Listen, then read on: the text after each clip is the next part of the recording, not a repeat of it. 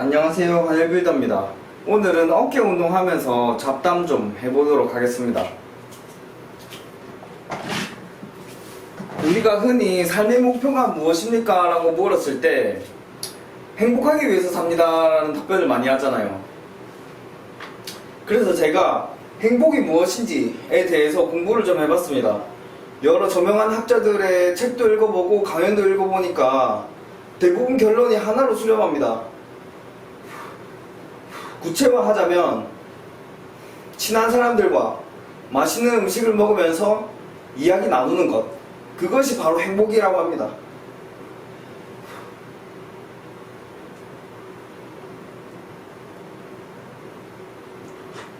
그러니까 행복은 거창한 것이 아니라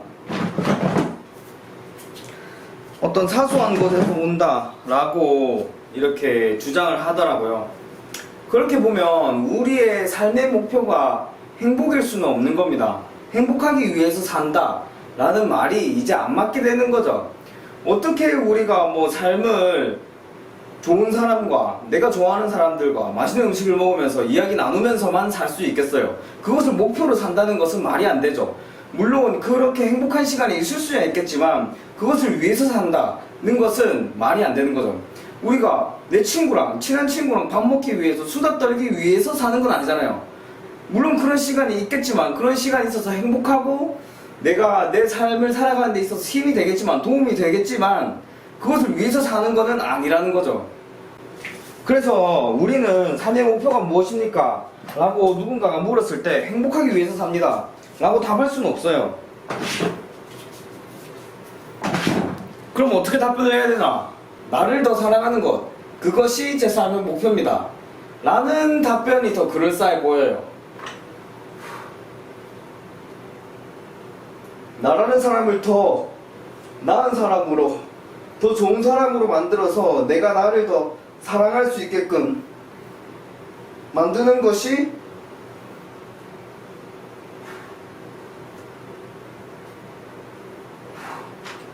삶의 목표가 되어야죠. 그러니까 더 나은 인생을 살면서 더 나은 자신을 사랑하게 되는 일을 내 삶의 목표로 두는 것이 맞죠. 옳죠.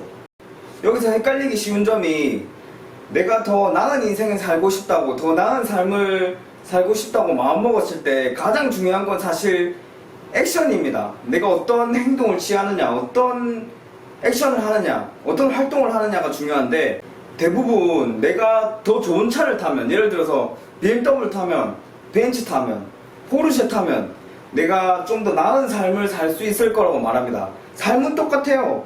내가 지금 티코 타고 있다가 포르쉐 탄다고 해서 내가 출근하는 곳이 바뀌는 것도 아니고 내가 운전하는 그 행위가 바뀌는 것도 아니에요.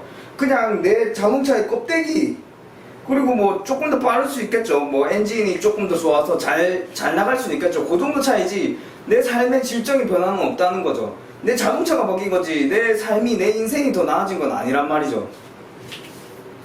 마찬가지예요. 내가 롤렉스 시계를 차도 마찬가지죠. 내가 롤렉스 시계를 찬다고 해서 더 나은 삶을 살 수 있는 건 아니잖아요.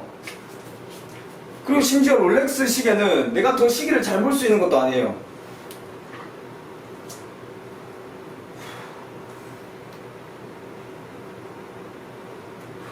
반대로 이제 내 행동이 바뀐다고 생각해 봅시다. 새벽 6시면 나는 원래 잠을 자고 있었는데 그때 갑자기 일어나서 내가 책을 읽는다거나 체력을 기르기 위해서 운동을 하러 나간다거나 하면은 내 행동이 바뀐 거잖아요. 이러면 내가 바뀌어요. 내라는 사람의 인생이 바뀌고 성격이 바뀌고 삶의 질이 바뀝니다. 자존감도 쌓이고 내가 더 나를 사랑할 수 있게 됩니다.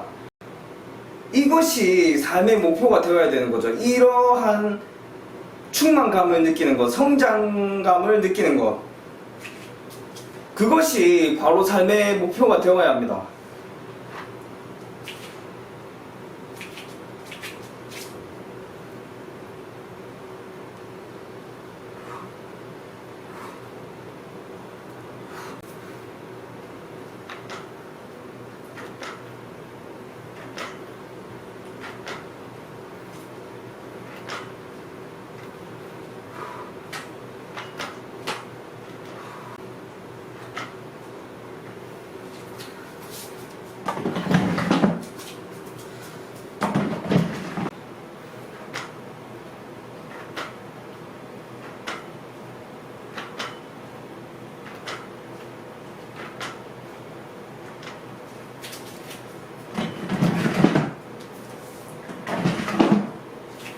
프란츠 카프카 아시죠? 소설 변신 쓰신 분인데 그분이 정규직 공무원입니다. 공무원인데 소설도 쓰시고 소설가로서도 아주 히트를 치셨죠. 그런 거 보면은 내 꿈을 어느 직업을 갖고 있기 때문에 포기해야 된다라고 생각은 안 해요. 저도 한의사 일을 하고 있지만 보디빌더로서의 어떤 꿈이라고 표현하긴 그렇지만 어떤 보디빌더로서의 내가 하고 싶은 것들을 포기하진 않아요. 내가 일이 있다고 해서 다른 일을 할 수 없는 건 아니니까. 아무튼 프란츠 카프카의 변신을 보면 주인공이 갑자기 벌레로 변합니다. 벌레로 변하고 결국에 그 외모가 변한 것 때문에 주변의 모든 사회적 관계들이 변화하고 그것을 감당하지 못하고 결국에 자살합니다. 사실 변한 거는 외적인 모습밖에 없어요.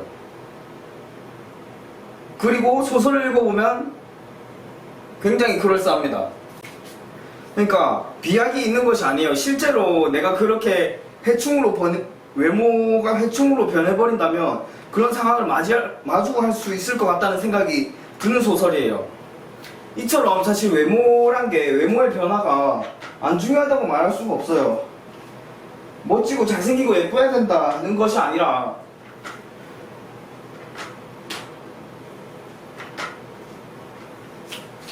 어느 정도 관리된 영화에서 목숨이 달린 미션을 이렇게 주었을 때 등장인물들이 이런 식으로 막 미루잖아요. 아, 제발 나는 못 가. 왜냐면은 나는 먹여 살릴 처자식이 있어.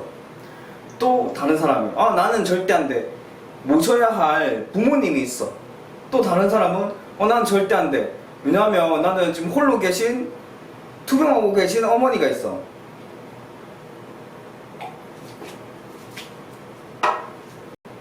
자신들이 왜 죽으면 안 되는지에 대한 이유를 말하는 겁니다. 왜 내가 죽을 수도 있는 위험한 미션, 임무에 내가 파견되어서는 안 되는 이유를 나의 책임에서 찾는 겁니다. 왜 내가 살아야 하는지를 내 책임에서, 내가 처자식을 먹여 살려야 하기 때문에, 내가 부모님을 모셔야 하기 때문에, 내가 아픈 어머니를 돌봐야 하기 때문에, 나의 책임이죠. 나의 책임 때문에 나는 살아야 된다라고 표현하는 겁니다. 예를 들어서 우리가 완벽한 금수저로 태어나서 아무것도 안 해도 된다고 생각을 해봅시다. 내가 필요가 없어요. 내가 아무것도 안 해도 잘 먹고 잘 살 수 있어요. 그 말인 즉슨 다른 말로 표현하면 내가 없어도 된다는 겁니다. 내가 책임지는 게 없으면 내가 없어도 된다는 겁니다. 근데 반면 아주 가난한 흙수저로 태어나서 많이 아프신 어머니를 내가 모시고 있다, 부모님을 모시고 있다, 이러면 나는 꼭 필요합니다. 왜냐면은 내가 없으면은 부모님이 살아갈 수 없기 때문에. 이런 식으로 책임이 많다는 것은 살아가야 할 이유가 많다는 뜻이 되기도 해요. 그렇기 때문에 나는 왜 이렇게 어깨가 무겁지, 나는 왜 이렇게 해야 될 게 많지, 책임질 게 많지 라고 수정 부릴 필요도 없어요. 마음만 굳게 먹는다면 나는 왜 이렇게 살아가야 할 이유가 많지, 더 열심히 살아야겠다 라고 표현할 수도 있는 겁니다.